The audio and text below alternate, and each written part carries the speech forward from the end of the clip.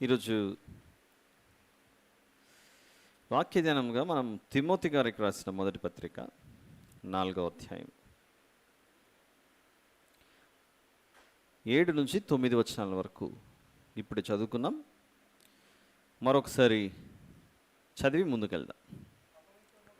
అపవిత్రములైన ముసలమ్మ ముచ్చటలను విసర్జించి దేవభక్తి విషయంలో నీకు నీవే సాధకము చేసుకునుము. శరీర సంబంధమైన సాధకము కొంచెం మట్టుకే ప్రయోజనకరమవును, కానీ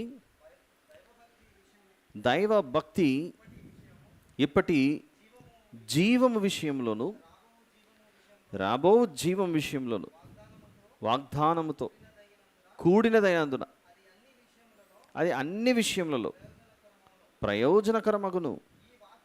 ఈ వాక్యము నమ్మదగినదియు పూర్ణాంగీకారమునకు యోగ్యమునయున్నది. చదువుకున్న 7-8 వచనాలలో ఉన్న వాక్యం ఏదైతే ఉందో ఆ వాక్యం ఏమై ఉన్నదో అని 9వ వచనం వివరిస్తోంది. ఏమై ఉన్నదట? పైన 7-8 వచనాలలో చెప్పబడిన మాట, ఈ వాక్యము నమ్మదగినదియు పూర్ణాంగీకారమునకు యోగ్యమునై ఉన్నది. పూర్ణాంగీకారము అనంటే కొంచెం అంగీకరించి కొంచెం అంగీకరించినట్లుగా కాదట, సంపూర్ణంగా. ఇక దాన్ని కొంచెం ఏదో కొదు ఉంది అని అనుకునే అవకాశం లేకుండా పూర్ణాంగీకారమై ఉన్నదట. ఏంటి పూర్ణాంగీకారము అనంటే 8వ వచనంలో 2 రకాల శిక్షణ, ట్రైనింగ్, అభ్యాసము, దాన్నే సాధకము అనే పదంతో ఉపయోగించాడు. ఈ 2 రకాల సాధకం ఏంటి? మొదటిది శరీర సంబంధమైన సాధకం. 7వ వచనంలో ఇంకొక సాధకం కనబడుతోంది. దేవభక్తి విషయంలో నీకు నీవే సాధకం చేసుకుని. ఒకసారి మనం ఇదే రెఫరెన్స్ని ఇంగ్లీష్లో చదువుదాం. I'm reading new international version. 1 Timothy chapter 4 verses 7, 8 and 9. Have nothing to do with godless myths and old wives' tales. Rather, train yourself to be godly. For physical training is of some value, but godliness has value for all things, holding promise for both the present life and the life to come.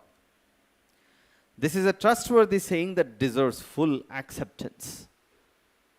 సాధకము అనే పదం మనం రెగ్యులర్గా తెలుగులో ఎక్కువగా ఉపయోగించాం. బహుశా కొందరికి సాధకము అంటే మాకు పానకం తెలుసు కానీ సాధకం తెలీదు అనే అవకాశం ఉంది. ఎందుకంటే చిన్నప్పటి నుంచి పానకాలు తాగి అలవాటు. కాబట్టి సాధకం అన్నామంటే వెంటనే అర్థం కాదు. ఏంటి సాధకము అని కొంచెం ఇంగ్లీష్ బైబిల్లో వెతికి చూస్తే అక్కడ యూజ్ చేసిన పదం ట్రైనింగ్ అని ఉంది. ట్రైనింగ్ ఏంటి? ఆ ట్రైనింగ్ 2 రకాల ట్రైనింగ్. ఒకటి ఫిజికల్ ట్రైనింగ్ అట. ఫిజికల్ ఫిట్నెస్ కొరకు, హెల్త్ కొరకు, ఆరోగ్యం కొరకు, పలు విధాలైన ప్రయోజనాల కొరకు, శరీర సంబంధమైన ప్రయోజనాల కొరకు మనం చాలా ట్రైనింగ్ చేస్తుంటాం. దాన్ని చెప్తున్నాడు, శరీర సంబంధమైన సాధకము కొంచెం మట్టుకే ప్రయోజనకరమవును, కానీ దేవభక్తి ఇప్పటి జీవం విషయంలోనూ రాబో జీవం విషయంలోనూ వాగ్దానంతో కూడినదైనందున అది అన్ని విషయంలో ప్రయోజనకరమగును. ఆల్ రైట్, విందాం ఇప్పుడు జాగ్రత్త. ఎన్ని రకాల ట్రైనింగ్ గురించి మాట్లాడుతున్నాడు శిక్షణ బైబిల్లో? ఒకటి శరీర సంబంధమైన సాధకం అట, ఇంకొకటి దేవభక్తి విషయంలో సాధకం అట. దేవభక్తి విషయంలో వచ్చే సాధకం గురించి కొద్దిసేపు తర్వాత ఆలోచిద్దాం. ప్రస్తుతానికి శరీర సంబంధమైన సాధకం. పదే సాధకము సాధకము అంటే మేము ఎప్పుడు వినలేదు తెలుగులో. మేము మా మాతృభాష తెలుగైనా, మదర్ టంగ్ తెలుగైనా, సాధకము అనే పదం ఇది కొత్తగా ఉంది అని అనిపించే అవకాశం ఉంది. కాబట్టి శరీర సంబంధమైన ట్రైనింగ్ మనకు అవసరమా కాదా ఒకసారి ఆలోచిద్దాం. అంటే ఏంటి? ఎన్నో విషయాలు. ఫర్ ఎగ్జాంపుల్, ఉదయం లేస్తేనే జిమ్కి వెళ్ళటం, వాకింగ్ చేయటం, కొంచెం ఫిట్నెస్ కొరకు చేసే వ్యాయామాలు, దీనితో పాటు మన ఎడ్యుకేషన్, చదువు కూడా మనం ప్రాక్టీస్ చేస్తుంటాం పరీక్షల కొరకు. తర్వాత జాబ్లో జాయిన్ అయిన తర్వాత ఆ ఉద్యోగం ఎలా చేయాలో దానికి సంబంధించి ట్రైనింగ్ తీసుకోవడం, ఇలాంటివన్నీ జరుగుతూ ఉంటాయి. ఇదేమన్నా పాపమా, సిన్నా అంటే అదేం సిన్ కాదు, పాపం కాదు. ఫిజికల్గా ఎక్సర్సైజ్ చేస్తే తప్పేంటి, పాపం ఏంటి? ఆరోగ్యం కొరకు కొద్దిసేపు ఒక 3-4 కిలోమీటర్స్, 3-4 కిలోమీటర్లు వాకింగ్ చేస్తే తప్పేంటి? ఏం తప్పేం లేదు. కానీ ఆ వచనంలో 2 విషయాలను ప్రస్తావిస్తున్నాడు. శరీర సంబంధమైన సాధకము, దేవభక్తి విషయమైన సాధకం. ఈ రెండిటికి ఉన్న వ్యత్యాసం మీకు అర్థం అవ్వాలని చెప్తున్నాడు ఆయన. రెండవ దానిలోని వివరణలోకి వెళ్ళే ముందు ఫస్ట్ దాని గురించి ఆలోచిద్దాం. ఫస్ట్ దాని గురించి అంటే ఏంటి? ఈ బాడీ, ఈ దేహం, మనం ఈరోజు శరీరంతో మనం అంతా కూర్చొని ఉన్నాం ఇక్కడ. దీని విషయంలో మనం కేర్ తీసుకుంటే మంచిదా కాదో ఒకసారి ఆలోచిద్దాం. బైబిల్ ప్రకారంగా 139 కీర్తన, సామ్ నంబర్ 139.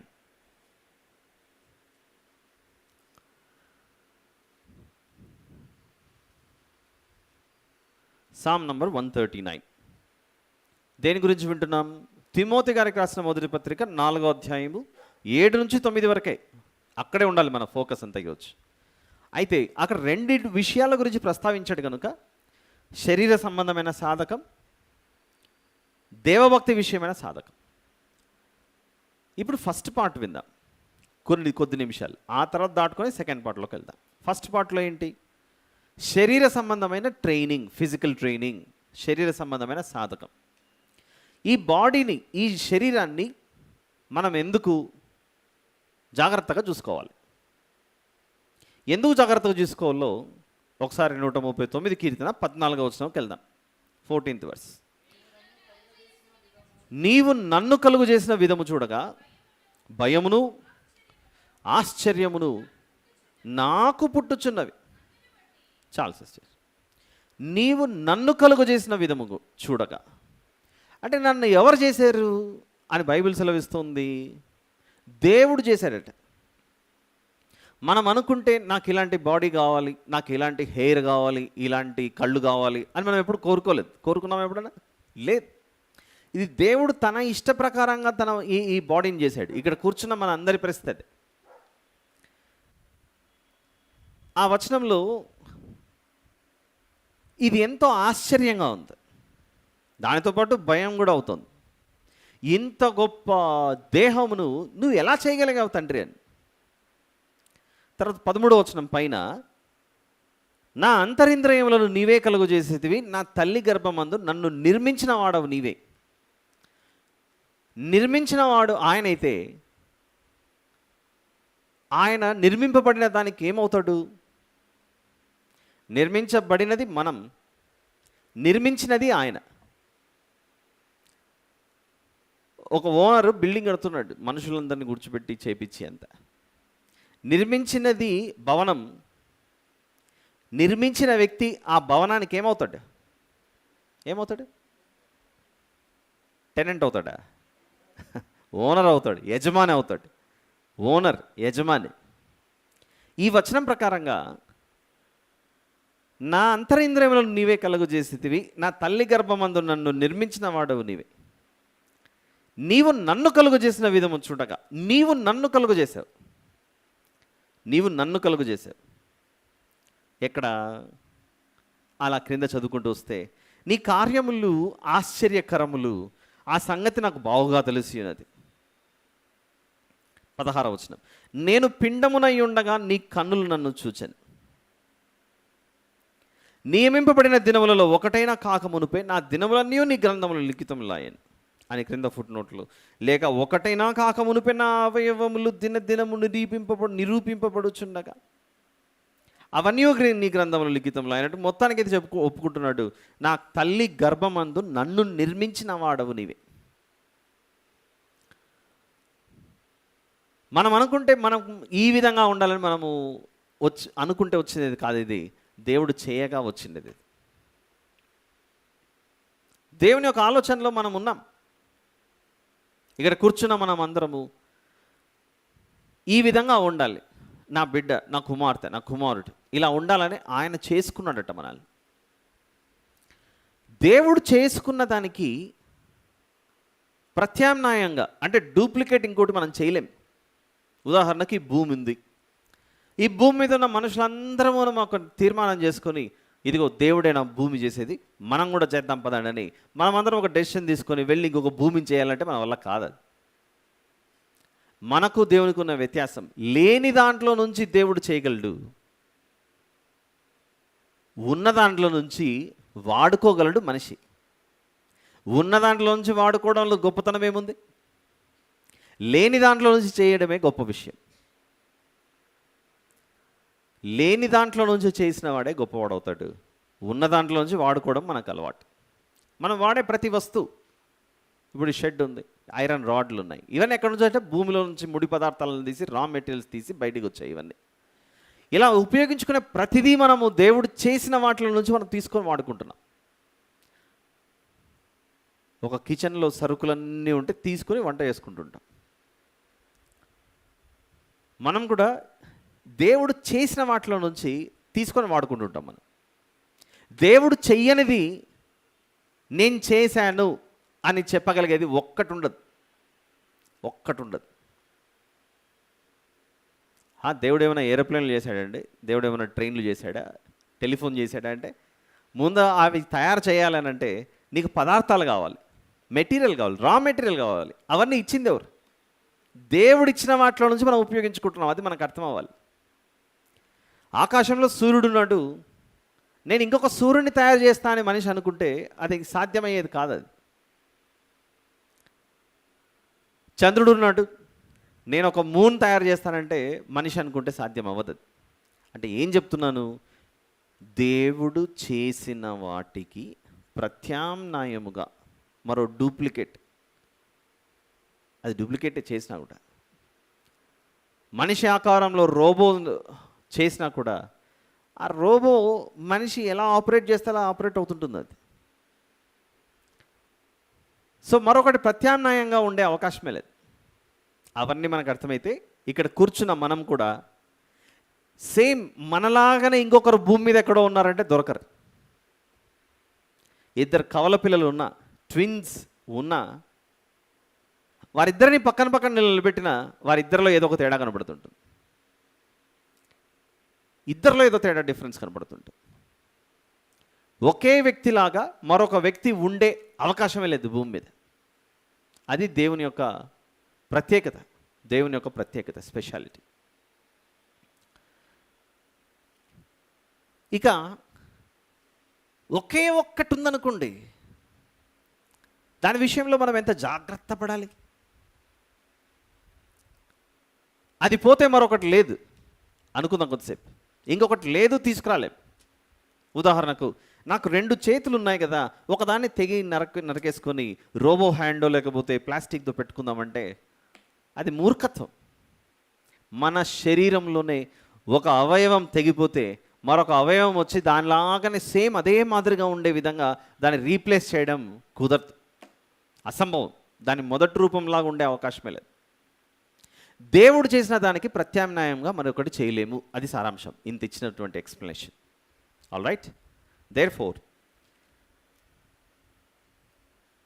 శరీర సంబంధమైన సాధకం అని తిమోథీ పత్రికలో చూసాం మనం.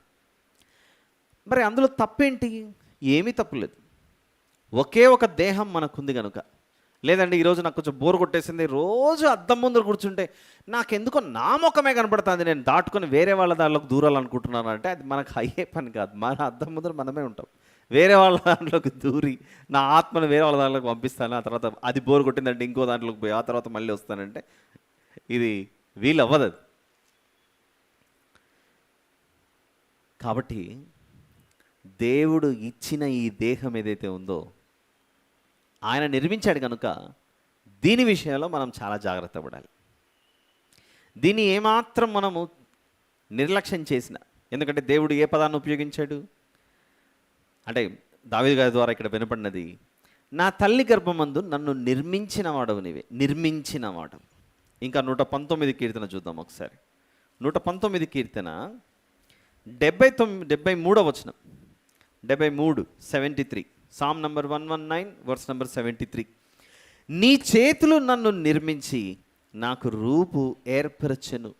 నన్ను నిర్మించి అనే పదం ఉందంటే దేవుని చేత మనం నిర్మింపబడిన వారం. నిర్మాణకుడు ఆయన, నిర్మింపబడినది మనం. ఇలా నిర్మించబడినప్పుడు ఒకే ఒక్కటిగా ఇది ఉండగా అందులో మన ఆత్మ నివసిస్తుంది. దీని విషయంలో మనం నిర్లక్ష్యం చేస్తే వచ్చే నష్టం ఏంటి? క్రైస్తవులు, ఇది మనం చర్చ్లో ఉన్నాం కనుక క్రైస్తవ విషయాల గురించి మనం ప్రస్తావించుకుంటూ మాట్లాడుకుంటూ వెళ్ళాలి. క్రైస్తవురాలు కావచ్చు, క్రైస్తవుడు కావచ్చు, స్త్రీ కావచ్చు, పురుషుడు కావచ్చు, దేహం విషయంలో ఎట్టి పరిస్థితులు ఎవరు నిర్లక్ష్యం చేయకూడదు. దీన్ని జాగ్రత్తగా చూసుకోవాలి. దీన్ని జాగ్రత్తగా చూసుకోవాలని ఎప్పుడు ఆలోచన కలుగుతుందంటే, ఏ జ్వరం వచ్చినప్పుడు, జలుబు వచ్చినప్పుడు, దగ్గు వచ్చినప్పుడు, ఇంకొక అవయవంలో ఏదో ప్రాబ్లం వచ్చినప్పుడు, అయ్యో నాకేమో అవుతుందని వెళ్ళి డాక్టర్ని సంప్రదిస్తాం. ఆ డాక్టర్ గారు ఎలా చెబితే అలానే మనం పాటిస్తుంటాం. రోజుకి ఆయన చెప్పడం కూడా మనం తగ్గించామనుకో, ఆయన చెప్పిండేది మాట వినకుండా తగ్గించామనుకోండి, డాక్టర్ చెప్పినట్లు. లాస్ట్ టైం పోయినప్పుడు 2 ట్యాబ్లెట్లతో సరిపెట్టాడు ఆయన. నువ్వు ఆయన చెప్పినట్లు వినకపోయేసరికి ఈసారి రెండోసారి విజిట్ చేస్తే ఇంకొకటో రెండో ఇంకా యాడ్ అవుతాయి పెద్దగా. ఒప్పుకుంటారు విషయానికి? ఎగ్జాంపుల్, ఎక్కువగా సమాజంలో డయాబెటీస్ ఉన్న వాళ్ళు కనబడుతుంటారు. షుగర్ ఎస్పెషల్లీ మన ఇండియాలో. ఫస్ట్ టైం వచ్చినప్పుడు ఒక ట్యాబ్లెట్ వేసుకోపోతుండే అంటాడు. ఆ తర్వాత రెండోసారి మూడోసారి పోయినప్పుడు ఏదో సరిపోవట్లేదు, ఒకటి డోస్ పెంచాలి, ఉదయం వేసుకో సాయంత్రం వేసుకో అంటాడు. ఎందుకు? ఆయన ఏదైతే తినద్దు అని చెప్పాడో అవన్నీ తిని మళ్ళీ మనము మన నెత్తి మీద తెచ్చిపెట్టుకున్నాం. ఆ తర్వాత ఒక 2 years 3 years అయిపోయిన తర్వాత ఈసారి ఉదయం సాయంత్రం సరిపోవట్లేదు, ట్యాబ్లెట్తో సరిపోవట్లేదు, నీకు ఇంజక్షన్ పడాలని రోజుకు ఒకటి వేసుకో ఇన్సులిన్ అని చెప్తుంటాడు. అంటే చెప్పిన మాట వినకుండా పోతూ ఉండేసరికి రాను ఏమవుతుందంటే మందు పెరుగుతూ ఉంటుంది, డోస్ పెరుగుతూ ఉంటుంది. కానీ మనిషి మాత్రం ఖచ్చితంగా సంప్రదిస్తాడు, నాకేమో తేడా వస్తుంది, నాకేదో ప్రాబ్లం ఉంది బాడీలో అని. ఏమవుతుంది ఒకవేళ దానికి కేర్ తీసుకోకపోతే? చచ్చిపోతుంది. ఆరోగ్యం క్షీణించి బాగా దెబ్బతిని మనం కన్ను మూయాల్సిన పరిస్థితి వస్తుంది. మరి క్రైస్తవులు ఎందుకు ఆరోగ్యం విషయంలో కూడా అంత జాగ్రత్త తీసుకోవాలి అని అంటే, దీన్ని ఆరోగ్యంగా కాపాడుకుంటున్నాం అనుకోండి, మన విషయంలోనూ మన ఇంటి వారి విషయంలోనూ సంఘం విషయంలోనూ బాధ్యత కలిగి, నేను క్రీస్తును కలిగి ఉన్నట్లుగా, ప్రభువును కలిగి ఉన్నట్లు ఇంకా 10 మందికి నేను ప్రభువు గురించి చెప్పచ్చు అనే ఉద్దేశంతో ఈ ఆరోగ్యాన్ని కూడా మనిషి జాగ్రత్తగా కాపాడుకోవాలి. ఒక ఆయన ఆరోగ్యం కాపాడుకున్నాడు, దానివల్ల వచ్చిన ప్రయోజనం ఏంటో చూద్దాం ఒకసారి. అందులో ఆరోగ్యం ఉందన్న విషయం పదమే కనపడదు, కానీ అందులో ఆరోగ్యం కనపడుతుంటుంది. యెషయా గ్రంథం 1వ అధ్యాయం 1వ వచనం. యెషయా గ్రంథం 1వ అధ్యాయం 1వ వచనం. యెషయా గారు అంటే ఎవరు? ఆయన గొప్ప ప్రవక్త. యెషయా గారు ప్రవక్త. 1వ అధ్యాయం 1వ వచనంలో శరీరం అని కానీ, ఆత్మ అని కానీ, ఆరోగ్యం అని కానీ, జీవం అని కానీ మీకు కనపడింది అక్కడ? చూడండి అక్కడ 1వ వచనం, అందరూ చూడండి. ఉజ్జియా, యోతాము, ఆహాజు, హిజ్కియా అను యూదా రాజుల దినములలో యూదాను గుర్చియు యెరూషలేమును గుర్చియు ఆమోజు కుమారుడగు యెషయాకు కలిగిన దర్శనము అనుందంతే అక్కడ. ఇందులో హెల్త్ గురించి ఏమైనా మాట్లాడాడా చెప్పండి? ఇక్కడ లేదు. అక్కడ శరీరం అనేది లేదు, ఆరోగ్యం అనేది లేదు, ఏమీ లేదు. కానీ యెషయా గారు తన ఆరోగ్యాన్ని జాగ్రత్తగా కాపాడుకుంటున్నాడో అర్థమవుతుంది ఇక్కడ. అదేంటి? ఎంతమంది రాజులు కనబడ్డారు చెప్పండి ఇక్కడ? ఉజ్జియా, యోతాము, ఆహాజు, హిజ్కియా. ఉజ్జియా ఎవరు? వరుస క్రమంలో చూస్తే యోతాము గారికి తండ్రి. యోతాము ఎవరు? ఆహాజు గారికి తండ్రి అనుకోండి. ఆహాజ్ ఎవరు? హిజ్కియా గారికి తండ్రి. ఈ నలుగురు రాజులు ఉన్న కాలంలో ఒకే దైవజనుడు ఉన్నాడట. సాధారణంగా ఒక సింహాసనం మీద ఒక రాజు కూర్చోవాలంటే ఏమి జరిగితే వెళ్ళి కూర్చుంటాడు? తనకు ముందున్న రాజు చనిపోతేనే ఎక్కి కూర్చుంటాడు. ఇదిగో నేను చనిపోయాను, ఆ తర్వాత నా కుమారుడు సింహాసనం మీదకి వస్తాడు. వాడు చనిపోతే వాడి కుమారుడు వస్తాడు.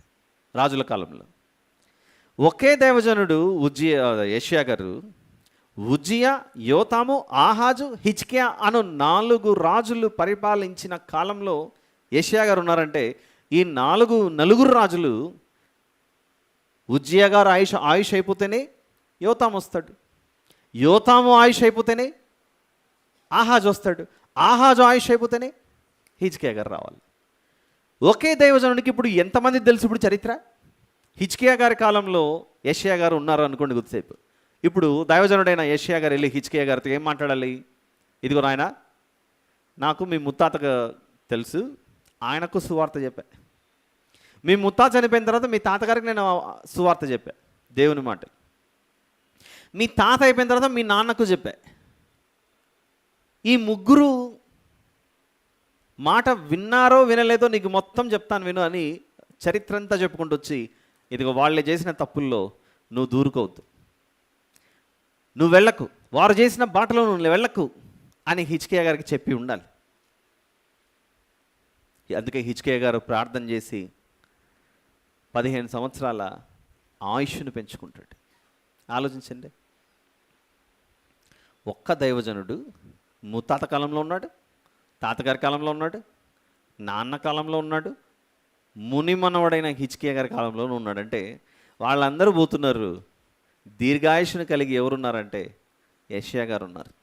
అవునండి, దేవుడు ఇచ్చాడు, వారికి ఆయుష్ తీసేసాడు అని అంటే వారు దేవుని విషయంలో ఆ రాజుల చరిత్ర చదివితే అన్యాయం చేసినట్లుగా కనబడతారు వాళ్ళు. ఉజ్జియా, యోతాము, ఆహాజు, హిజ్కియా ఇలాంటి వారు. హిజ్కియా గారు కాదు. హిజ్కియా గారు దైవభక్తి కలిగి ఉన్న ఆ తర్వాత కాలంలో ఒక చిన్న శాపాన్ని కూడా తెచ్చిపెట్టుకుంటాడు. ఆల్ రైట్, విందాం. అంటే మనము ఈ ఆరోగ్యం విషయంలో జాగ్రత్త తీసుకున్నాం అనుకోండి, ఆయుష్ను ఇవ్వాలనే ఆశ దేవుడు కలిగి ఉన్నా మనంతటా మనం ఆరోగ్యం పాడు చేసుకుంటుంటే ఆయుష్ ఎందుకు తగ్గించుకోవాలి? ఇప్పుడు ఒక వ్యక్తి బాగా బలంగా ఆరోగ్యంగా ఉన్నాడు, చెడు సహవాసం బట్టి మొత్తానికైతే అన్నిటినీ దెబ్బతీసుకుంటున్నాడు, అవయవాలన్నీ. ఇప్పుడు దానికి అతని ప్రాణం పోవడానికి కారణం అతను అవుతాడా, దేవుడు అవుతాడా? ఇప్పుడు దేవుడు ఇచ్చిన ఆయుష్ అయిపోయిందండి, వెళ్ళిపోయాడండి ఇతను చుట్టా బీడీ సిగరెట్ తాగి అని అనలేం మనం. అది మూర్ఖత్వం. అది అయితే ఎప్పుడైతే కొందరు చాలా జాగ్రత్త పడి, అవునండి హెల్త్ మంచిది కాబట్టి ఈరోజు రాత్రి నేను ఒక మంచి నిర్ణయం తీసుకుంటున్నా, రేపటి నుంచి కనీసం 3 కిలోమీటర్లు నేను వాకింగ్ చేసి 3 కిలోమీటర్ల తర్వాత ఎక్కడో జిమ్ ఉంది అక్కడికి వెళ్ళి నేను కనీసం 6 ప్యాక్ తీసుకురావాలని ఒక యవనస్తుడు మంచి నిర్ణయం తీసుకున్నాడు. ఎప్పుడది? రాత్రి 8:30-9 గంటల కాలంలో తీసుకున్న నిర్ణయం అది. అలా 8:39 తీసుకున్న డెసిషన్ ఉదయం అయింది, బెడ్ మీద దొరుకుతున్నాడు, దుప్పటి కాస్త నడుము వరకున్నది. ఒక్కసారిగా గుర్తొచ్చింది, నిన్న రాత్రి నేను 8:30కు నిర్ణయం తీసుకున్నా, రేపటి నుంచి 3 కిలోమీటర్లు వాకింగ్ చేసి ఆ తర్వాత ఎక్కడో ఉన్న జిమ్కి పోయి అక్కడంతా చక్కగా ఎక్సర్సైజ్ చేసి ఆ తర్వాత మళ్ళీ 3 కిలోమీటర్లు వెనక్కి రావాలని నిర్ణయం తీసుకున్నానని అనుకున్నాడు. మొత్తానికైతే వీడు బెడ్ మీదనే పడుకొని నడుము వరకు ఉన్న దుప్పటి తీసుకొని చివరికి ముఖం కూడా కనపడకుండా తల కూడా కనపడకుండా మొత్తం కప్పేసుకుంటే అప్పుడు కళ వస్తుంది వీడు రోడ్డు మీద వాకింగ్ చేస్తున్నట్లు. ఆ తర్వాత జిమ్ పోయి ఆ ట్రైనర్ జిమ్లో బాబు నువ్వు కొంచెం అట్లా వంగి లేస్తే నీకు 6 ప్యాక్ వస్తుందంటే పాపం కష్టపడుతున్నట్లు తీరా మళ్ళీ 3 కిలోమీటర్లు తిరిగి వచ్చేసరికి ఇంకెక్కడిది మనిషి చక్కగా బెడ్ మీదనే కూర్చున్నాడు. ఏం జరుగుతుంది? కలలు కంటున్నాడు, డ్రీమ్స్లో ఉన్నాడు మనిషి. నిన్న సాయంత్రం 5 గంటలకు డాక్టర్ దగ్గరికి పోతే, బాబు నువ్వు ఎక్సర్సైజ్ చేయకపోతే బ్రతకడం కష్టం అని చెప్పి నీకు ఈ వయసులోనే ఇదిగో ఫ్యాటీ లివరు, తర్వాత ఇంకొక లివరు అన్నీ పోయే దగ్గర పడ్డాయి. ఒక్క భాషలో చెప్పాలంటే పోయే కాలం దగ్గర పడింది, ఎక్సర్సైజ్ చేయకపోతే కష్టం అని చెప్పాడు. సరే డాక్టర్ గారు, సార్ నేను ఖచ్చితంగా వింటానని చెప్పేసి నిర్ణయం తీసుకొని పడుకున్నాడు. వేకోజామున లేయాలిగా, లేయకుండా ఏం చేస్తున్నాడు? మళ్ళీ దుప్పటి కప్పుకొని మామూలుగా కూడా కాదు, వాడు బెడ్రూమ్లో గురక పెడుతుంటే బయట మెయిన్ గేట్ ఏదో అక్కడ వినపడుతుంది శబ్దం. ఆ లెవెల్లో ఉంది వాడు గురక, మామూలుగా లేదు ఇది. ఆ? ఏం జరుగుతుంది? ఇలాంటివి మన జీవితంలో సంభవించి ఉండే అవకాశం ఉందా లేదా చెప్పండి. శరీరం విషయంలో కొందరు మంచి సలహాలు ఇచ్చినా కూడా మనం ఏం చేస్తుంటామంటే నెగ్లెక్ట్ చేస్తుంటాం, నిర్లక్ష్యం చేస్తుంటాం. అలా నిర్లక్ష్యం చేస్తూ చేస్తూ చేస్తూ పోయామనుకోండి, ఆ తర్వాత వీడిని జిమ్ కుడివైపునుంటే, బాబు నువ్వు ఇక జిమ్కి వచ్చే స్టేజ్ దాటింది, పక్కన గాంధీ హాస్పిటల్ ఉంది అక్కడికి వెళ్ళాలి నేనని చెప్పేసి ఈ జిమ్ టు హాస్పిటల్కి వెళ్ళిపోవాల్సిన పరిస్థితి వస్తుంది. ప్రమోషన్, ఈ ఆరోగ్యాన్ని కాపాడుకోకపోతే మనిషికి వచ్చే ప్రమోషన్ జిమ్ టు హాస్పిటల్. దాన్నే షార్ట్ ఫామ్లో జిహెచ్ అన్నారు. జిహెచ్ అంటే ఏంటో తెలుసా? General hospital. జనరల్ హాస్పిటల్ అంటే సర్వ జనాంగము వచ్చి అక్కడ సంప్రదించవచ్చు, జనరల్ హాస్పిటల్. అది పరిస్థితి. ఇది ఒక కేటగిరీ, శరీర సంబంధమైన సాధకం విషయంలో మనం చేసే నిర్లక్ష్యం. ఇప్పుడు సెకండ్ కేటగిరీ చెప్తున్నా, ఇంకొక కేటగిరీ ఏంటంటే, అవునండి ఎలాగైనా నేను దీన్ని జయించి తీరాల్సిందే అని నిర్ణయం తీసుకుని 5:30కి లేసాడు. మొత్తానికైతే వాడి కళల్లో ఇదిగో వారం తిరిగేసరికి నాకు 6 ప్యాక్ కనపడాలని చెప్పి వీడు ఫ్యామిలీ ప్యాక్తో రన్నింగ్ చేస్తున్నాడు. అక్కడ చేసి చేసి చేసి వారం రోజుల్లోనే ఎక్కడి పట్టేశాయి. ఎక్కడి పట్టడం అంటే ఏంటి? మోకాలు వంగట్లేదు, చేతులు వంగట్లేదు, అంతా పరిస్థితి అలా అయిపోయింది. బాబు వారం రోజులు కష్టపడినా కొంచెం రెస్ట్ తీసుకుందామని చాలా అతివృష్టిగా పనిచేసి పోయి మళ్ళీ మంచాన పడ్డాడు. చేస్తే ఈ విధంగా నిర్లక్ష్యమైనా చేయొచ్చు, లేదా ఎక్కువగా మనం ప్రాక్టీస్ చేసి అది కూడా రివర్స్ అయ్యే అవకాశం ఉంది. ఇంకొందరు మేధావులు ఇది మూడో కేటగిరీ, లేదండి అతివృష్టి మంచిది కాదు, అనావృష్టి మంచిది కాదు, మోడరేట్ చేద్దామని నిర్ణయం తీసుకొని శరీరాన్ని జాగ్రత్తగా ముందుకు తీసుకెళ్తుంటారు. All right. Too much of ఇంట్రెస్ట్తో పోతుంటారు, లేదా లెథార్జిక్ యాటిట్యూడ్తో పోతుంటారు. మోడరేట్గా అంటే అర్థం ఏంటి? ఎంత చక్కగా దాన్ని ముందుకు తీసుకెళ్లాలో క్రమబద్ధంగా ముందుకు తీసుకెళ్ళి శరీరాన్ని ఒక మంచి ఆరోగ్యంగా ఉంచుకోవడానికి ప్రయత్నిస్తుంటారు. ఇప్పుడు నేను మీకు వేసే ప్రశ్న, లేదా మనందరికీ, నాకు కూడా, సరే మూడో కేటగిరీలో మనం ఉన్నాం అనుకుందాం కొద్దిసేపు. ఫస్ట్ది వద్దు, సెకండ్ది వద్దు, థర్డ్ కేటగిరీలో ఉన్నాం. థర్డ్ కేటగిరీ ఏంటి? మంచోళ్ళు. బాబు నా కెపాసిటీ డే 1లోనే, మొదటి రోజు నా కెపాసిటీ 3 కిలోమీటర్లు కాదు, నా కెపాసిటీ 1 కిలోమీటరే, కొంచెం నడిచి మరి మర్యాదగా ఇంటికి వచ్చేస్తాను. అలా రెండో రోజు మెల్లిగా 1.2, 1.5, 1.7 అలా పెంచుకుంటూ వచ్చేది. ఆ విధంగా మొత్తం అయితే మంచి ఆరోగ్యం, షుగర్ లేదు, బీపీ లేదు, ఇంకెలాంటి ప్రాబ్లం లేదు, నార్మల్గా వచ్చేసాడు మనిషి.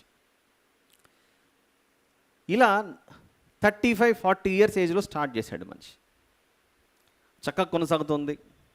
బయట రోడ్డు మీద ఉన్నవి ఏవి తినకుండా జాగ్రత్త పడుతున్నాడు, ఇంట్లో చేసుకున్నవే తింటున్నాడు, ఆర్గానిక్ ఫుడ్ తింటున్నాడు, అన్నీ అలా 30 ఇయర్స్లో స్టార్ట్ చేసినటువంటి ఈ వ్యాయామం అనేదో, లేకపోతే ఫిట్నెస్ హెల్త్ అనుకున్నాడు. అది కాస్త ఒక 20, 30, 40 సంవత్సరాలు కంటిన్యూ అయింది. 70 ఏళ్ళు కొనసాగింది. 80 ఏళ్ళకు చేరుకున్నాడు. 80 దాటుకొని 90కి కూడా అడుగు పెట్టాడు. 90 దాటుకొని 91, 99 వరకు కూడా పోయాడు. ఇంకా అలా చెప్పుకుంటే 100 కొట్టాడు అనుకోండి, సెంచరీ. ఉంటాడా మనిషి భూమి మీద? శరీరం విషయంలో ఇన్ని జాగ్రత్తలు తీసుకుని ఇన్ని చేసినా కూడా అది ఎంతవరకు నిన్ను తీసుకెళ్ళగలిగిందంటే, ఫస్ట్ ఒక 70 అనే మార్క్ చేర్చింది. ఆ తర్వాత ఏదో కొంచెం మార్పు చేసుకున్నావు, 80కి చేరుకున్నావు, 90కి చేరుకున్నావు. మొత్తానికైతే ఒక దినం రానే వచ్చింది, గుండె గంట ఆగిపోయింది, గుండె చప్పుడు ఆగిపోయింది. ఆగిపోతుందా చెప్పండి? ఎంత ఆర్గానిక్ ఫుడ్ తీసుకున్నా, కలుషితం లేనిది ఎంత మంచి ఆహారం తీసుకున్నా, వ్యాయామం చేసినా, ఏమి చేసినా 60 ఏళ్ళు బ్రతకాల్సిన మనిషి కాస్త 70కి చేరుకోవచ్చేమో, 70 బ్రతకాల్సిన వ్యక్తి 80కి చేరుకోవచ్చేమో, ఇలాంటివన్నీ పాటించడం వల్ల.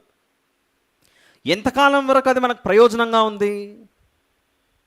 కొంతకాలం వరకు ప్రయోజనంగా ఉంది. ఇందులో పాపం లేదు, సిన్ ఏం లేదు. ఎక్కువ కాలం మనము ఆరోగ్యంగా దీన్ని కాపాడుకుంటూ ఉంటే ఇంకా మనం ఏం చేయొచ్చు? దేవుని సేవ బలంగా చేయొచ్చు. ఆరోగ్యంగా ఉంటే మనం మందిరానికన్నా రాగలం. ఆరోగ్యం సరిగా లేదనుకోండి, కనీసం చర్చిలో కూడా కనపడం మనం. ఈ విషయాలు మన కనువు ఎప్పుడు కనపడాలి? ఎప్పుడు మనకు కళ్ళు తెరుచుకోవాలి అని అంటే, అన్నీ బలంగా ఉన్న రోజుల్లోనే నేను ఇప్పుడు జాగ్రత్త పడకపోతే భవిష్యత్తు చాలా ఇబ్బంది అవుతుందని అప్పుడు జాగ్రత్త పడాలి. దెబ్బతిన్న తర్వాత మళ్ళీ దాన్ని తిరిగి పునరుద్ధరించాలంటే కొన్ని బాగుపడవచ్చు, కొన్ని బాగుపడకపోవచ్చు, కానీ చాలా టైం పడుతుంది వీటికి. ఇప్పుడు చూడండి, యెషయా గారి గురించి చూశాను. ఒకవైపు దైవభక్తి కలిగి ఉన్నాడు, తన ఆరోగ్యం కూడా కాపాడుకున్నాడేమో, అందుకంటే ముత్తాత నుంచి మునిమనవడు వరకు ఉన్నాడు ఆయన మనిషి. అలా ప్రవక్తల గ్రంథాల గురించి చదువుకుంటూ పోతే చాలామంది ప్రవక్తలు ఈ రాజుల కాలంలో ఉన్నాను, ఆ రాజుల కాలంలో ఉన్నాను, ఈ రాజుల కాలంలో ఉన్నానని ప్రవక్తల పుస్తకాలలో మొదటి అధ్యాయం మొదటి వచనంలో అలా కనబడుతూ ఉంటుంది. మరి సేవకుడైతే ఉన్నాడు, రాజులు వెళ్ళిపోయారు. ఏం జరిగింది అని అంటే, ఇది వారికి ఇష్టం వచ్చినట్టుగా ప్రవర్తించవచ్చు అనేక విషయాలు. అందుచేత తిమోతి గారికి రాసిన మొదటి పత్రిక 4వ అధ్యాయము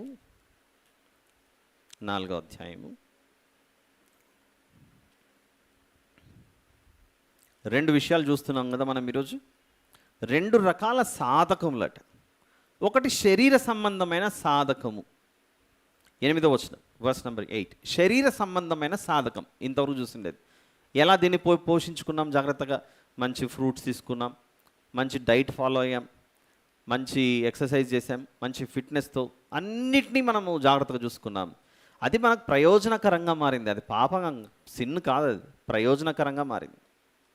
ఎప్పుడు సిన్ అవుతుందంటే నేను బాగా ఫిట్నెస్ సంపాదించి నా యొక్క హ్యాండ్సమ్ పర్సనాలిటీని, నా యొక్క బ్యూటిఫుల్ పర్సనాలిటీని ప్రపంచానికి చూపించాలనుకుంటున్నానని ఇక అద్దం ముందు కూర్చొని రెడీ అయిపోయి చక్కగా మనము మన యొక్క దేహ ఆకృతిని అన్నింటినీ బహిరంగంగా అందరికీ చూపించుకుంటే అప్పుడు అది పనికిరానిదిగా మారుతుంది. దేవుని పరిచర్య కొరకు ఆరోగ్యాన్ని కాపాడుకుంటూ పోతే లోక సంబంధమైన ఆశల కొరకు కాకుండా దేవుని మహిమ కొరకు, ఎందుకంటే మీరు భోజనం చేసినాను పానం చేసినాను ప్రభు యొక్క మహిమార్థం చేయుడి అని ఉంటుంది. మీరు భోజనం చేసినాను పానం చేసినాను, ఆ వచనం చూద్దాం. తిమోతి గారిని అలానే ఉంచి ఒక్కసారి మనము కొరింథీ పత్రికలోకి వెళ్ళి చూద్దాం. కొరింథీయులకు రాసిన మొదటి పత్రిక 10వ అధ్యాయం. కొరింథీయులకు రాసిన మొదటి పత్రిక 10వ అధ్యాయం 31వ వచనం. మీరు భోజనము చేసినను పానము చేసినను మీరేమి చేసినను సమస్తమును దేవుని మహిమ కొరకు చేయుడి అని ఉంది అక్కడ. దేవుని మహిమ కొరకే మన జీవితం అంకితమై ఉండాలి. దీన్ని మనసులో పెట్టుకుని ఇప్పుడు తిమోతి గారికి రాసిన మొదటి పత్రిక మన వాక్యధ్యానం 4:8 వచనంకి వద్దాం. 4వ అధ్యాయం 8వ వచనం.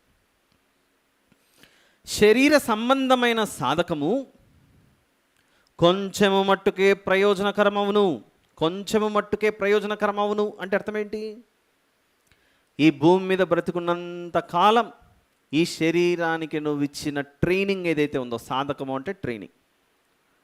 కేవలం ఆరోగ్యానికి సంబంధించిన ట్రైనింగ్ గురించి మాట్లాడట్లేదు నేను. ఫర్ ఎగ్జాంపుల్, మనం జాబ్ చేస్తున్నాం అనుకోండి, క్రొత్తగా ఒక ఉద్యోగంలోకి ప్రవేశించినప్పుడు అది ఎలా చేయాలో తెలియదు. అక్కడ ఉన్నటువంటి సీనియర్సో లేకపోతే లోకల్గా ఉన్నటువంటి అదే కంపెనీలో ఉన్న ట్రైనర్ ఎవరో వచ్చి మీ వర్క్ ఇలా ఉంటుందని ఆ కంపెనీ గురించి మొత్తం ట్రైనింగ్ ఇస్తారు. ఉద్యోగం చేసిన వాళ్ళు చేస్తాము, ఆ తర్వాత రిటైర్ అయిపోతాం. పోనీ నాది ఉద్యోగం కాదంటే నాది బిజినెస్ అన్నాం అనుకోండి, సెల్ఫ్ ఎంప్లాయ్మెంట్ అనుకుందాం. ఆ సొంత దాంట్లో కూడా ఎవరైనా జూనియర్ రావాలంటే సీనియర్లు నేర్పించాల్సిందే. ఎంతకాలం చేయగలం? ఒకవేళ సెల్ఫ్ ఎంప్లాయ్మెంట్ ఉన్నా కూడా ఆ తర్వాత నెక్స్ట్ మన తర్వాత ఉండే వాళ్ళకి దాన్ని హ్యాండ్ ఓవర్ చేసి వెళ్ళిపోవాలి. ఇంతవరకు నేను బండి నడిపించాను, నా జీవితం అనే బండిని, ఇప్పుడు నువ్వు ముందు తీసుకెళ్ళి బిడ్డ అని చెప్పేసి బిడ్డలకు హ్యాండ్ ఓవర్ చేసి వెళ్ళిపోతాం. ఇది మనకు అర్థమైతే ఏ విషయంలో అయినా శరీర సంబంధమైన సాధకము కొంచెం మట్టుకే ప్రయోజనకరం అవును. కొంచెం కాలం ఇది. ఎలాగో కొంచెం మట్టుకే కదా అని దాన్ని నిర్లక్ష్యం చేసుకుంటూ చేయకండి అని చెప్పట్లేదు. This message is not about not to do. This message is all about do it. చెయ్యండి, చేయొద్దని చెప్పట్లేదు. ఏం చేయాలి? ఆరోగ్యం కొరకు కొంచెం ఎక్సర్సైజ్ చేయండి, మంచి ఆరోగ్యం కొరకు మంచి ఆహార పదార్థాలు తీసుకోండి, అవసరమైన డైట్ ఫాలో అవ్వండి, ఇవన్నీ చేసుకోండి. ఎందుకంటే ఈ దేహం దేవుని వలన చేయబడినది. మన చేతులారా మన దేహాన్ని మనమే కూల్చుకోకూడదు. ఇక్కడ కూర్చున్న మనందరికీ ఒక మంచి ఆలోచన ఉండొచ్చు. ఎందుకంటే ఎన్నాళ్ళు అద్దె ఇల్లు, ఒక మంచి ఇల్లు కట్టుకుందాము, కనీసం 2 రూమ్లు ఉన్నా చాలు, 2 రూమ్లు ఉన్నా చాలు అని రూపాయి కూడబెట్టి మొత్తానికి అయితే ఒక ఇల్లు కట్టేశారు.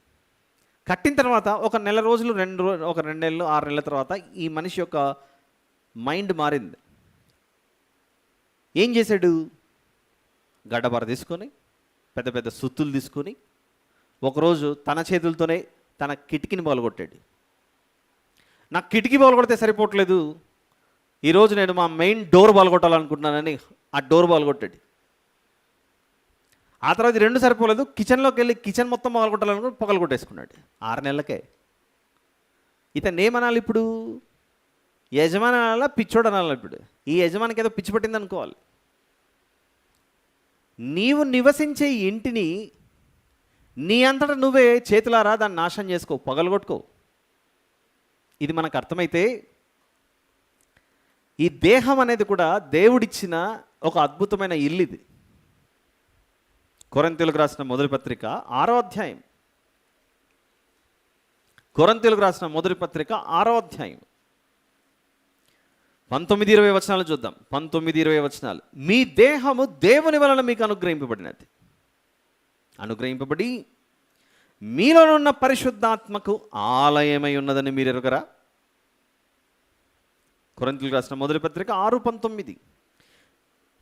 అంటే మన ఇంటిని మనం ఇల్లు కట్టుకున్న తర్వాత ఎంతో కష్టపడి, ఎప్పుడైనా కూడా మన చేతులతో కనీసం ఇల్లు ద్వారబంధం ఏదైతే ఉంటుందో, గడప అంటారు కదా దాన్ని నాశనం చేసిన రోజులు ఉన్నాయో చెప్పండి? చెయ్యం. ఎందుకంటే అది నాది, నేను కట్టానని మనకు అభిప్రాయం ఉంటుంది. నా కష్టార్జితం, ఇది నా కష్టం అని జాగ్రత్త చూసుకుంటాం. ఇంటిని ఎలాగైతే కూల్చుకోమో, దేవుడు నిర్మించిన ఈ దేహం అనే ఇల్లు ఉంది కదా, దీని విషయంలో మాత్రం మనం చేసేదే, ఇది నా దేవుని సొత్తు, నా తండ్రి ఇల్లు అని గమనించక మన చేతులతోనే మనమే దీన్ని పాడు చేసుకుంటూ పోతుంటాం. ఎలా పాడు చేస్తాం?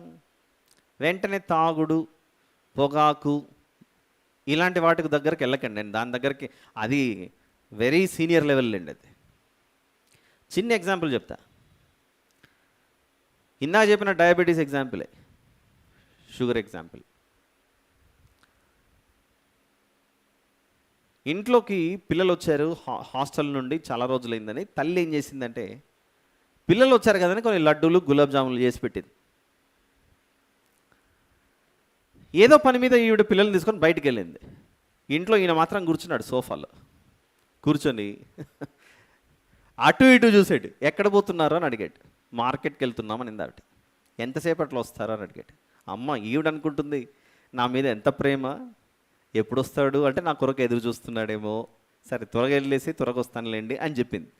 ఏం ఒంటరికి వెళ్తున్నావా అంటే, లేదు పిల్లల్ని తీసుకెళ్తున్నాను. సరే జాగ్రత్తగా వెళ్ళి ముగ్గురు త్వరగా వచ్చేయండి అని చెప్పేసి అని అడిగిన. వెళ్ళిపోయిన తర్వాత తలుపేశాడు. తలుపేసి ఇంకా ఆ తర్వాత ఏం జరిగింటుందో ఆలోచించాడు. లోపల పరిగెత్తాడు, ఎక్కడ కనపడిన లడ్డూలు, గులాబ్ జాములు తిన్నాడు, దొంగలించాడు, తిన్నాడు మొత్తానికి. అయితే ఎందుకు? ఇంట్లో ఆవిడ లేదు. పిల్లలు చూసారంటే వెళ్ళి మమ్మీకి చెప్తారు, మమ్మీ నువ్వు లేనప్పుడు నాన్న ఇది చేశాడండి. లోపల షుగర్ చూస్తే ఆల్మోస్ట్ 300 అబౌవ్ నడుస్తుంది, బాడీలో 300 అబౌవ్ నడుస్తుంది. అప్పటికి చాలా చెప్పాడు 80% నువ్వు ముట్టద్దు అని. కానీ ఏం చేశాడు? శోధన తట్టుకోలేక ఇలా కూడా పాడు చేసుకున్నాడు. అంటే చిన్న లడ్డూకు, గులాబ్ జామున్కే మనం పడిపోతున్నాం చూసారా? చిన్న చిన్న వాటికే. ఏదైనా తోటలో లడ్డూలు, గులాబ్ జామున్ లేవు కాబట్టి వాళ్ళు దేనికి పడ్డారు? పండుగ పడిపోయారు అక్కడ. వాళ్ళు అక్కడ అలా పడ్డారు చిన్న శోధన చూపించగానే. మనం ఇక్కడ దీనికి పడ్డాం. అది కాస్త కాస్త అంటే అది ఆజ్ఞ, ఇక్కడేమో ఇది నీ కోరికలు, శరీరాశ, నేత్రాశ, జీవపుడ్డమం, లోక సంబంధమైన పాపాన్ని అంటించేది ఎలాంటివో ఇలాంటివి శరీరాన్ని కూడా పాడు చేసేవి కొన్ని ఉంటాయి, ఆరోగ్యాన్ని పాడు చేసేవి. గులాబ్ జామున్ తింటే పాపం అండి, సిన్న, నేను దాని గురించి చెప్పట్లేదు. ఏమంటున్నానంటే అది తినకపోతే ఆ సమయంలో నువ్వు దాన్ని కంట్రోల్ చేసుకుంటే ఆ లోపల ఉన్న షుగర్ లెవెల్స్ అనేవి ఇంకా ఎక్కువ కాకుండా కొంచెం కంట్రోల్ అయ్యి ఆ చెయ్యి ఏదైతే ఉందో, ఏ చేత్తో గులాబ్ జామున్ మీద చెయ్యి వేసావో అదే చేత్తో పక్కన కాకరకాయ కూడా వండేసి వెళ్ళింది, దాని మీద వేసి కాకరకాయ తింటే తప్పేంటి? నీకు ఆలోచన కలగాలి, ఇది తింటే నా ఆరోగ్యం దెబ్బతిని నా ఆయుష్లో కొంచెం తగ్గిపోయి హాస్పిటల్లో ఉండాల్సి వస్తుంది, ఇది తింటే నా ఆరోగ్యం పెరుగుతుంది, వెళ్ళి ప్రభు పరిచయలో ఇంకా ముందుకు సాగచ్చు అని. అందుకే మీరు భోజనం చేసినను పానం చేసినను ప్రభు మహిమార్థమై చేయడు. చిన్న చిన్న శోధనల వలనే మనం పడిపోతూ ఈ దేహాన్ని ఇబ్బందుల్లోకి నెట్టేస్తుంటాం, ఈ దేహాన్ని చాలా ఇబ్బందులు, కష్టాలు, శ్రమల్లోకి పడేస్తుంటాం. ఎందుకు చెప్తున్నాను ఈ విషయాలంటే, తిమోతి గారికి రాసిన మొదటి పత్రిక 4వ అధ్యాయంలో ఈరోజు దేవభక్తి విషయంలో సాధకం అర్థం అవ్వాలంటే ఈ దేహానికి సంబంధించి మొదట తీశాడు. అక్కడ 8వ వచనంలో ఏం మాట్లాడాడు? శరీర సంబంధమైన సాధకము కొంచెం మట్టుకే ప్రయోజనకరం అవును, నువ్వు ఎన్ని జాగ్రత్తలు తీసుకున్నా ఏం తీసుకున్నా కొంచెం కాలం. దేవభక్తి విషయంలో, దైవభక్తి విషయంలో 8వ వచనం 2వ భాగంలోకి ఎంటర్ అవుతున్నాం. 8వ వచనంలోని 2వ భాగం ఏముంది ఇక్కడ? దైవభక్తి ఇప్పటి జీవం విషయంలోను రాబో జీవం విషయంలోను వాగ్దానముతో కూడినదైనందున అది అన్ని విషయంలో ప్రయోజనకరమగును. అన్ని విషయంలో ప్రయోజనకరమయ్యే అంటే ఈ భూమి మీద మనం బ్రతికున్నప్పుడు, ఈ భూమిని మనం విడిచినా కూడా ప్రయోజనకరమయ్యే ఒక ట్రైనింగ్ ఉందట, ఒక శిక్షణ. ఆ శిక్షణ పేరు దైవభక్తి. దైవభక్తి కలిగి ఉండటం వలన భూమి మీద అది మనకు ప్రయోజనం ఉంటుందట, భూమిని విడిచిన తర్వాత కూడా మనకు ప్రయోజనకరంగా ఉంటుందట. అంటే దేవుడు ఈ వచనంలో వేటిని పొందుపరిచాడంటే, భూమి మీద ఉన్నంత కాలం నీ శరీర విషయంలో నువ్వు జాగ్రత్త పడాలి, దానితో పాటుగా దానికంటే ఎక్కువగా దైవభక్తి విషయంలో నువ్వు జాగ్రత్త పడు. చిన్న శోధన వస్తేనే ఈ శరీరాన్ని, దేహాన్ని మనం దానికి బానిస చేసాం చూడండి. అది తినలేకపోతే, అది తీసుకోకపోతే నేను తట్టుకోలేను, తీసుకొని ఒక్కసారి కానీ మనం తీసేసుకుంటుంటాం. ఎలాగైతే బాడీ విషయంలో ఇలాంటి తొందరపాటు జరిగి మనం తొట్టిల్లుతామో, ఆత్మ సంబంధమైన జీవితంలో కూడా దేవుడు వద్దు అన్న వాటి విషయంలో మనం ఏం చేస్తామంటే ఆత్రపడి తొందరపడి తొట్టిల్లుతుంటాం. అలా తొట్టిల్లకుండా నన్ను నేను దేవునిలో బలంగా నిలబెట్టుకోవాలని ఒక ఆయన తీర్మానం చేసుకున్నాడు. ఆ తీర్మానాల్లో ఒకటి చూద్దాం. కొరింథీయులకు రాసిన మొదటి పత్రిక 9వ అధ్యాయం. ఆత్మ విషయంలో శరీరము చేత నేను బలహీనుడనై పడిపోకుండా ఉండటానికి, నా ఆత్మీయ జీవితం దెబ్బతినకుండా ఉండటానికి నేను ఈ నిర్ణయం తీసుకున్నానని పౌలు గారు ప్రస్తావిస్తున్నారు ఇక్కడ 27వ వచనంలో. కొరింథీయులకు రాసిన మొదటి పత్రిక 9వ అధ్యాయము 27వ వచనం. గాలిని కొట్టినట్టు నేను పోట్లాడటం లేదు, కానీ ఒకవేళ ఇతరులకు ప్రకటించిన తర్వాత నేనే భ్రష్టుడనైపోదునేమో అని నా శరీరమును నలగగొట్టి దానిని లోపరుచుకొనుచున్నాను. ప్రతిసారి ఈ శరీరము పాపం చేయమని నన్ను ప్రోత్సహిస్తున్నా, లోకాశల కొరకు నన్ను పరుగులు తీయమని ప్రోత్సహిస్తున్నా, బలవంతం చేస్తున్నా, నేను మాత్రం ఇదిగో నా శరీరమును నేను ఏం చేస్తున్నాను ఈరోజు? నలగగొట్టి దైవభక్తి విషయంలో జాగ్రత్త పడుతున్నాను అని అంటుంది వాక్యం. ఇది గాలిని కొట్టినట్లు నేను పోట్లాడటలేదు, కానీ ఒకవేళ ఇతరులకు ప్రకటించిన తర్వాత, అందరికీ నేనే ప్రకటిస్తున్నాను, అన్ని జనులందరికీ, తర్వాత పత్రికలు కూడా రాసి పంపిస్తున్నాను, అంతా రాసి అంతా ప్రకటించిన తర్వాత లాస్ట్లో అందరికీ చెప్పగలుగుతున్నాను, కానీ ఒకసారి నన్ను అద్దం ముందు పెట్టుకొని నేను ఎలా ఉన్నానని చూసుకుంటే నేను ఇతరుల కంటే చాలా భయంకరంగా పడిపోయిన స్థితిలో ఉన్నానేమో. నో, అలా ఉండకూడదు. అప్పుడు లోకం అంతా ఏం చేస్తుంది, నువ్వు మాకు చెప్తున్నావు, ఫస్ట్ మాకు చెప్పే ముందు నిన్ను నువ్వు సరి చేసుకొని ఆ తర్వాత మాకు చెప్పు అని నిలదీస్తారు. అందుచేత నేనేం చేస్తున్నాను, ఇప్పుడు ఆ అవకాశం ఇవ్వకుండా నా శరీరమును ఇప్పుడు నేనేం చేస్తున్నాను, నలగగొట్టి దానిని లోపరుచుకొనుచున్నాను. దాన్ని లోపరుచుకోవడం వల్ల వచ్చే ప్రయోజనం ఏంటనంటే, ఇదిగో నేను దైవభక్తి కలిగి జీవించి ఈ జీవము భూమి మీద విడిచిన తర్వాత కూడా నాకు ప్రయోజనకరమైనది ఏదో దాని విషయంలో నేను జాగ్రత్త పడుతున్నాను. ఇంకోటి, సాధకము అనే పదం ఎందుకు ఉపయోగించాడు అక్కడ? ఏదైనా ఒక దానిని మనం ప్రారంభిస్తే సాధించాలని ఒక్కరోజుతో అది సాధ్యమయ్యేది కాదు. పసిపిల్లలు ఏబిసిడీలు దిద్దేటప్పుడు ఒక్క రోజులో ఏ దిద్దితే రాదది. 1 సంవత్సరం పాటు నేర్చుకుంటూ అంటారు. అక్షరాలే 1 సంవత్సరం నర్సరీ మొత్తం. ఆ తర్వాత ఎల్కేజీ యూకేజీకి వచ్చిన తర్వాత 2 అక్షరాల పదాలు, 3 letter word, 2 letter word, 4 letter word అని నేర్పించుకుంటూ వస్తారు.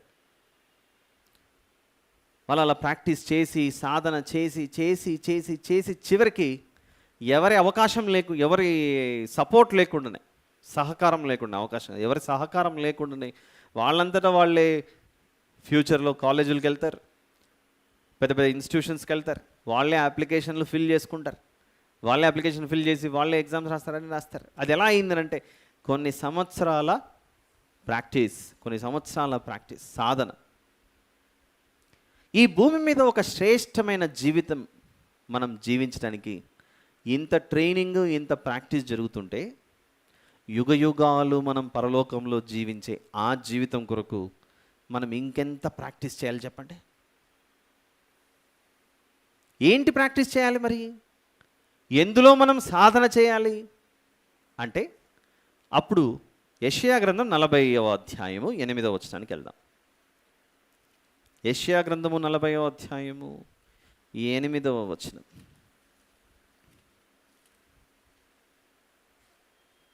చదవండి. గడ్డి ఎండిపోవును, దాని పువ్వు వాడిపోవును, మన దేవుని వాక్యము నిత్యము నిలుచును అన్నది చూడండి అక్కడ. గడ్డి ఎండిపోవును, దాని పువ్వు వాడిపోవును, మన దేవుని వాక్యము నిత్యము నిలుచును. ఈ భూమి మీద ఉండే ఈ గడ్డి, దాని పువ్వు అని ఎలాగైతే ప్రస్తావించుతున్నాడో, భవిష్యత్తులో మానవుని యొక్క జీవితం ఇలాంటిదే అని మరొక దైవజనుడు స్పష్టంగా ఈ విషయాన్ని మనకు తెలియపరుస్తున్నాడు. అది పేతురు గారి పత్రికలో చూద్దాం. 1వ అధ్యాయము 1వ పత్రిక, పేతురు గారు రాసిన 1వ పత్రిక 1వ అధ్యాయము 24వ వచనం. సర్వ శరీరులు గడ్డిని పోలినవారు, వారి అందమంతయు గడ్డి పువ్వు వలె ఉన్నది. గడ్డి ఎండును, దాని పువ్వును రాలును, అయితే ప్రభువు వాక్యము ఎల్లప్పుడూ నిలుచును. మీకు ప్రకటింపబడిన సువార్త ఈ వాక్యమే. ఏం ప్రకటింపబడుతుంది సువార్తలో? నాయన, సర్వశరీరులు గడ్డిని పోలి ఉన్నారు. ఏమవుతున్నది? వారి అందమంతా గడ్డి పువ్వు వలె ఉన్నది. గడ్డి ఎండి పువ్వును, దాని పువ్వును రాలిపోతుంది. ఇదిగో ఈ భూమి మీద ఉండే అలా పుట్టి, అలా పెరిగి, అలా కన్ను మూసే ఒక గడ్డి పువ్వు లాంటి జీవితం ఎలాంటిది ఉందో, మానవుని జీవితం అలాంటిదే. ఈ క్రొద్ది జీవితం విషయంలోనే నువ్వు ఇన్ని జాగ్రత్తలు పాటిస్తావు, లేదా నిర్లక్ష్యం వహిస్తావు. నిర్లక్ష్యం వహిస్తామని కూడా చూసాంగా. బాగా చదువుకోండి తల్లిదండ్రులు పంపిస్తే మనము అంటే సొసైటీ గురించి మాట్లాడుతున్నా. వాళ్ళు ఇచ్చిన మనీతో చదువుకోకుండా అక్కడ ఇక్కడెక్కడంటే ఖర్చు పెట్టేసి, లూకాసు వార్తలో తప్పిపోయిన కుమారుడు తండ్రి ఆస్తి తీసుకొని వెళ్ళి దాన్ని పాడు చేసినట్లుగా అలాంటి వాళ్ళు కనబడతారు సమాజంలో. ఈరోజు ఈ వాక్యం ద్వారా దేవుడు మనతో మాట్లాడుతూ, నాయన, నువ్వు శరీర సంబంధమైన విషయంలో 3 చేస్తున్నావు. ఏంటది? ఒకటేమో పూర్తిగా నిర్లక్ష్యం చేస్తున్నావు, పట్టించుకోవట్లేదు. ఎందరు చెప్పినా కనీసం ఆరోగ్యాన్ని కాపాడుకో, లేకపోతే బాగా చదువుకో, ఇలాంటివన్నీ. రెండోది, అత్యుత్సాహంతో ముందుకెళ్తున్నావు, పోయి బోర్ల పడుతున్నావు. 3, అది అతివృష్టి వద్దు, అనావృష్టి వద్దు, జాగ్రత్తగా నెమ్మదిగా ముందుకెళ్దాం, గమ్యాన్ని చేరుకుందామని ఎలాగైతే నువ్వు సాధకం చేసి ప్రాక్టీస్ చేసి కొంచెం కాలం మట్టుకు మాత్రం ప్రయోజనకరమైన వాటి విషయంలో నీకు లాభదాయకమైన వాటిని సంపాదించుకోవడానికి నువ్వు అడుగులు ముందుకేస్తున్నావే, దైవభక్తి విషయంలో అదే సాధకం చేయమంటున్నాడు. గడ్డి పువ్వు వలె ఎలాగైతే ఆరిపోతుందో ఈ జీవితం, ఈ కొంచెం కాలం ఉండే వాటి కొరకు నువ్వు ఇన్ని ఆలోచనలు కలిగి ఉన్నావు. మరి ఈ జీవమును విడిచిన తర్వాత కూడా ఉండే దాని విషయంలో నువ్వు సాధకం చేయకపోతే ఏంటంటే చక్కగా నిన్ను నీవు ఈ శరీరాన్ని నీ ఆత్మీయ జీవితాన్ని వాక్యము చేత నువ్వేం చేయాలి, నా వద్ద నేర్చుకొనుడి అని యేసు ప్రభు మత్తయి సువార్త 11వ అధ్యాయంలో అంటాడు, మీరు నా యొద్ద నేర్చుకొనుడి అని. 29వ వచనం, నేను సాత్వికుడను, 11:29, నేను సాత్వికుడను, దీన మనస్సు గలవాడను గనుక మీ మీద నా కాడి ఎత్తుకొని నా యొద్ద నేర్చుకొనుడి అని చూడండి. నా యొద్ద నేర్పించేది ఆయన, నేర్చుకోవాల్సినది మనం. ఏమి నేర్చుకోవాలి అని అంటే తన వాక్యాన్ని నేర్చుకుంటూ మనము ఈ జీవము భూమి మీద ఉన్న, భూమిని విడిచిన ప్రయోజనకరమైనది ఏదో దాని విషయంలో సాధన చేయటం మర్చిపోకూడదు. వచ్చేద్దాం, ఎక్కడ ప్రారంభించుకున్నామో అక్కడికి వద్దాం. తిమోతి గారికి రాసిన మొదటి పత్రిక 4వ అధ్యాయం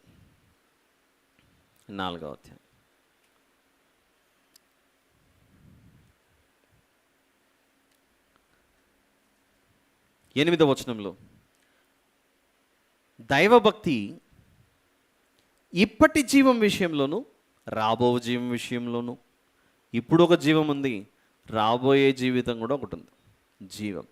జీవము 2, శరీరముతో భూమి మీద ఉండగా ఉండే జీవం, ఈ శరీరమును విడిచి పరలోకానికి అర్హత సంపాదించే మహిమ శరీరం అనే జీవం, అందులోనికి ప్రవేశించే జీవం. 2 జీవాల గురించి జీవముల గురించి మాట్లాడుతున్నాడు అక్కడ. ఇప్పటి జీవము విషయంలోను రాబోవు జీవం విషయంలోను వాగ్దానముతో కూడినది. వాగ్దానము చేసిన వాడు సజీవుడై ఉన్నాడు. ఆయన మరణించలేదు అని అంటే శిలువ మీద మరణించి తిరిగి లేచిన తర్వాత సజీవుడుగా ఉన్నాడు. ఆయనకి లేడు భూమి మీద అనడానికి లేదు అక్కడ. ఆయన ఆత్మరూపిగా మనతో ఉన్నాడు, మన మాటలు వింటున్నాడు, పరిశుద్ధ ఆత్మదేవుని నడిపింపు చేత మనం నడిపించబడుతున్నాం. అందుకే మనల్ని ఆలోచింపజేస్తున్నాడు, ఈ జీవము భూమి మీద ఉన్నంత కాలము శరీర సంబంధమైన విషయంలో నువ్వు సాధకం చేస్తున్నావు కదా, ఆలోచించు. సరే, మంచి ఫుడ్ తీసుకుంటున్నాం, ఆరోగ్యం, ఆర్గానిక్ ఫుడ్, ఇవన్నీ జిమ్కి వెళ్తున్నాం, చక్కగా బాగా చదువుకున్నాం, ఉద్యోగం చేస్తున్నాం, అన్నీ చేసాం. ఇవన్నీ మనకు ఎంతవరకు మనతో కలిసి ప్రయాణం చేస్తాయి చెప్పండి? ఈ ఫిట్నెస్ కావచ్చు, ఎడ్యుకేషనల్ కావచ్చు, జాబ్ కావచ్చు, మన ఓన్ బిజినెస్ కావచ్చు, ఎంతవరకు ఇవి మనతో కలిసి ప్రయాణం చేస్తాయంటే మనం సమాధిలోకి పోయేంతవరకు మాత్రమే. దాని విషయంలో మనము ఖచ్చితంగా ఆలోచిస్తాం. ఆలోచించకుండా ఉన్నది ఇదో ఈ భూమి మీద ఉన్న జీవం విషయంలోనూ రాబోయే జీవం విషయంలోనూ మనం ఆలోచన కలిగి ఉంటాం.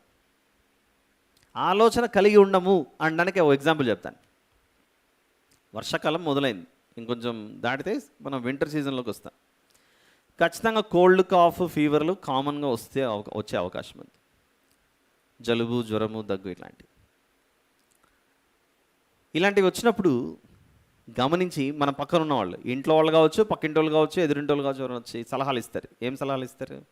అమ్మ అంత జలుబు ఉంది కదా బిడ్డ, తల్లి ఏదో కొంచెం పసుపు, మిరియాలు అన్నీ వేసుకొని, లేకపోతే ఇలాంటివన్నీ వేసుకొని పాలల్లో కలుపుకొని కొంచెం తాగు. ఏమో అన్ని చిట్కాలు చెప్తాంటారు, ఇట్లా చెప్తుంటారు లేదా? పసుపు వేసుకో, పసుపు మిరియాలు కలుపుకొని తాగలేకపోతే ఏదో అన్నంలోకి మిరియాల రసం చేసుకో, టొమాటో చారు చేసుకుంటాం కదా, టొమాటో రసం చేసుకోకుండా మిరియాల రసం చేసుకొని తాగు, బాగుంటుంది. ఇలాంటివన్నీ సలహాలు, ఉచిత సలహాలు చాలా వస్తాయి. ఏ రోజైనా మన పక్కింటి వాళ్ళు కానీ, మన ఇంట్లో పక్కింటి వాళ్ళు పక్కన పెట్టండి, మన ఇంట్లో ఉన్నవాళ్ళు కానీ, మన పక్కనే ఉన్నవాళ్ళు కానీ, మన పక్కింటి వాళ్ళు, ఇరుగు పొరుగు వాళ్ళు, వీధిలో వాళ్ళు, కాలనీలో ఉన్నవాళ్ళు, లేకపోతే ఊర్లో ఉన్నవాళ్ళు ఎవరైనా వచ్చి నీ ఆత్మ భ్రష్టు పడతానికి కొంచెం జాగ్రత్త పడి వాక్యం తీసుకొని చదువుకో బాగుపడతావు అని చెప్పేవాళ్ళు చాలా అరుదు. నీ స్పిరిచువల్ లైఫ్ బాగా దెబ్బతినింది, నీ ఆత్మీయ జీవితం దెబ్బతింటుంది. ఇదిగో నువ్వు మాట్లాడిన మాట ఏదో తేడా కొడుతుంది, వెంటనే పలానా అధ్యాయం తీసి చదువు, ఆ అధ్యాయంలో ఇలా ఉంది. నాలుక ప్రపంచానికి చిచ్చు పెట్టేదట, నువ్వు నాలుగుతో చాలా తేడాలు చేస్తున్నావు, నాలుకను జాగ్రత్త కాపాడుకో అని వచ్చి చెప్పేవాళ్ళు ఎవరు ఉండరు పెద్దగా. ఒకవేళ చెప్పారనుకోండి వాళ్ళు శత్రువులు అవుతారు. ఆ తర్వాత మళ్ళీ వాళ్ళు వచ్చారంటే కనీసం ఏమండి ఏం పని ఉంది మీకు, కనీసం ఇంతకుముందు వస్తే కూర్చోండి కాఫీ టీ తాగండి అన్నారు. ఎప్పుడైతే ఈ సలహాలు ఇచ్చారో చెప్పినోడు శత్రువు అవుతాడు, విన్నోడు దరిదాపులకు కూడా రాడు. సాతానుడు మన మనోనేత్రములకు ఏం చేశాడు, అలా గ్రుడ్డితనం కలుగజేసి దేవుని విషయాలు మనకు కనబడకుండా మూసేశాడు. అలా శరీరం విషయంలో మన సమాజం అలా ప్రవర్తిస్తుంటుంది, మనం అలా. అవునా, ఇప్పుడు ఫర్ ఎగ్జాంపుల్ నిజంగానే చెప్పారనుకోండి, జలుబు వచ్చింది, బాగా వర్షంలో తడిచాం, జ్వరం వచ్చేసింది, ఇదిగో నువ్వేమేం చేసుకుంటున్నావు అంటే, ఇదో పారాసెటమాల్ వేసుకుంటున్నా, డోలో వేసుకుంటున్నాను అంటే, అవన్నీ ఓకే కానీ నేను సొంటి కాఫీ చేసి ఇమ్మంటారా నీకు, ఏమంటే మీకు సొంటి తీసుకురానా, అల్లం చేసి దాంట్లో ఇంకొంత వేసి అది చేసి ఇది చేసి వేడి చేసి అల్లము సొంటి అన్నీ వేసి పుదీనా వేసి అవన్నీ వేసి ఇవ్వమంటారా. ఆ శరీరం కొరకు ఇన్ని చేసిస్తాం మనం. నీ ఆత్మను కాపాడుకోలేకపోతే నరకానికి వెళ్తావు అని చెప్పి కొన్ని పరలోక సంబంధమైన ఆత్మ సంబంధమైన మెడిసిన్ ఇచ్చేవాళ్ళు మాత్రం చాలా తక్కువ, ఇచ్చేవారు తక్కువ. పోనీ ఎవరైనా ఇచ్చారనుకోండి, తీసుకునేవాళ్ళు నువ్వేంటి నాకు పెద్ద చెప్తున్నావు అంటారు అక్కడ. అదే ఈ సొంటి కాఫీ గురించి చెప్పండి, సొంటి కాఫీ గురించి నాకేం చెప్తున్నా పెద్ద చెప్పకండి అని అంటారా చెప్పండి. అమ్మ నాకు పక్కింటి వాళ్ళు లేదా ఎదురింటి వాళ్ళు సొంటి కాఫీ చేసి ఇచ్చారు, నెక్స్ట్ టైం నేను వాళ్ళకి ఇదిగో సాలడ్ చేసి ఇవ్వాలని చెప్పేసి మనం ఐస్ క్రీమ్ సాలడ్ కూడా చేసి పంపిస్తుంటాం. అంటే ఎగ్జాంపుల్ చెప్తున్నాను. ఒక గిన్నె మన ఇంట్లోకి వస్తే ఆ గిన్నెను మనం నింపి మళ్ళీ దానికి డబల్ చేసి ఇస్తుంటాం. అది మర్యాద కాదనట్లేదు. సొంటి కాఫీకి ఉన్న విలువ, లేదా సొంటి టీ అంటారా మిల్క్ అంటారా నాకు తెలియదు, అల్లం సొంటి దానికి ఉన్నంత విలువ దేవుని వాక్యం వచ్చి ఎవరైనా చెబితే మాత్రం అంగీకరించేది ఉండదు. ఆలోచించండి, సాధకం చేయటం ఎంత కష్టమో. ఏం సాధకం? సాధించాలంటే సాధకం చేయాలి. సాధించాలంటే ఇలా రెండు చేతులు ఇలా పెట్టి పానకం చేతులు వేసుకొని తలకు పూసుకోవడం కాదు. అప్పుడు కోవిడ్ టైంలో మీకు చూసి నచ్చుకోండి వీడియోస్. కోవిడ్ వచ్చిన రోజుల్లో, కోవిడ్ అంటే ఏమైంది 2020 టైంలో ఒకటి ప్రతిరోజు వెళ్ళి తీర్థం తీసుకునే అలవాటు ఉందట ఒకటికి. అదే పానకం లాంటిది సంథింగ్. ఒక ఆయన శానిటైజర్ తీసుకొని ఇట్లా చేత్తో వేసాడు. చేత్తో వేస్తే ఇదేదో కొత్త రకం తీర్థం ఉందని నోట్లో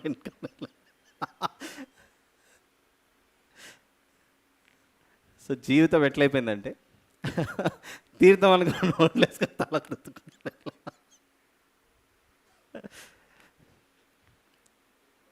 దేవుని వాక్యం విషయంలో మనము నిర్లక్ష్యం చేయకూడదు, చేస్తే ప్రమాదం. ఇవన్నీ విన్న తర్వాత మనకేమర్థమైందంటే మాకు సొంటి కాఫీ అర్థమైందని మాత్రం మనకు. సొంటి కాఫీలకు సొంటి టీలకు ఇచ్చినటువంటి విలువ కనీసం ఎవరైనా సలహాలు చెప్పి మంచి జీవితం కొరకు చెప్తే, ఇదిగో ఆత్మ సంబంధమైన విషయాలు చెప్తే మాత్రం నీకు అంత కోపం ఎందుకు?